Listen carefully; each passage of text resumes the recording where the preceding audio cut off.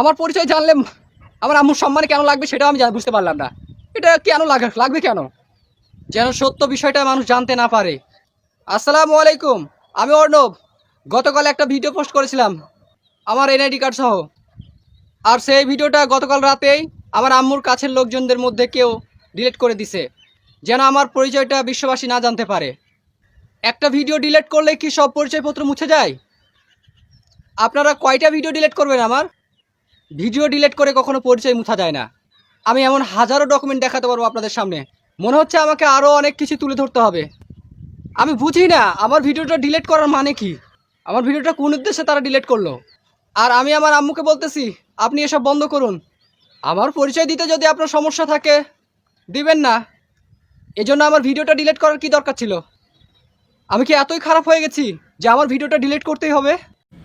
অর্ণব নামের ছেলেটির ভিডিওটি অনেক দিন থেকে আমার চোখে পড়ছে, তো আমি আসলে তেমন একটা ইম্পর্টেন্স দেইনি এটার উপরে, কারণ আমার জীবনে নানা রকম ঝড়ঝাপটা চলে যাচ্ছে, এর মধ্যে এটি আসলে তেমন গুরুত্ব পাইনি আমার কাছে। কিন্তু আমি ইদানিং লক্ষ্য করছি যে ব্যাপারটি আসলে মাত্রা অতিরিক্ত হয়ে যাচ্ছে।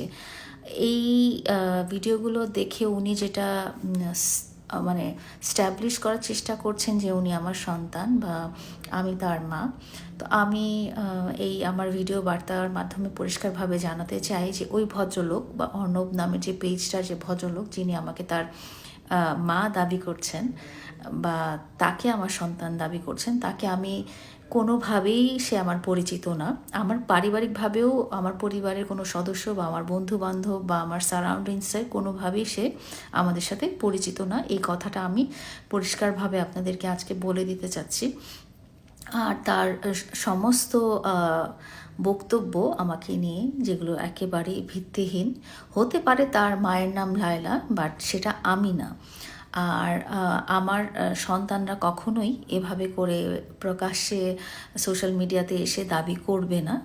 এবং আরেকটা জিনিস আমি বলতে চাচ্ছি যে আমি যে 18টি পরিবারের ভরণ পোষণ করে আসছি বা দেখাশোনা করে আসছি, তারাও কেউ আমাকে মা বা তারা আমার যে সন্তান সেটা বলেও দাবি কখনোই করে না। তারা হয়তো আমাকে আপা বলে বা আন্টি বলে। তো আমাকে মা আসলে যে কেউ বলতে পারে, বাট এটার জন্য যে আমি এই ভদ্রলোকের মা হয়ে গেলাম এটা কিন্তু ঠিক না। এবং উনি যেভাবে এই জিনিসটা প্রচারণা করছেন, এই জিনিসটাও আমার কাছে খুব দৃষ্টিকটু লেগেছে এবং আমার মনে হচ্ছে যে এটা একেবারেই আমলে নেওয়ার মতো হয়ে গেছে। তো আমি এটাই ওনাকে বলতে চাচ্ছি যে অর্ণব, আপনি এই ধরনের বিভ্রান্তিমূলক ভিডিও করবেন না। হতে পারে আপনি আমার ফ্যান, হতে পারেন আপনি আমার ফলোয়ার, বা হতে পারেন আপনি আমার শুভাকাঙ্ক্ষী, বা হতে পারেন আপনি আমাকে পছন্দ করেন বা অপছন্দ করেন, বাট আপনি যে একটা মিথ্যাচার করছেন অনলাইনে এভাবে প্রকাশ্যে লাইভ করে ভিডিও করে, এটা ঠিক না, এটা একেবারেই বেআইনি। তো আপনি দয়া করে এটা বন্ধ করে আপনি যেহেতু ভিউ পাওয়ার জন্যই এগুলো করছেন, আপনি ভিউ পাওয়ার উদ্দেশ্যে আপনি সুন্দর সুন্দর ভিডিও করেন। আপনি আমাকে নিয়ে এরকম মিথ্যাচার করবেন না, যেটা আসলে আইনত দণ্ডনীয় এবং যেটা আসলে আমলে নিলে আপনার কিন্তু অনেক বড় একটা দেখা যাবে যে অসুবিধার মধ্যে পড়ে গেছেন। তো আমি এই পর্যন্ত আসলে খুব হালকাভাবেই নিয়েছি এবং আপনাকে রিকোয়েস্ট করছি যে আসলে এই ধরনের ভিডিও আপনি আর করবেন না।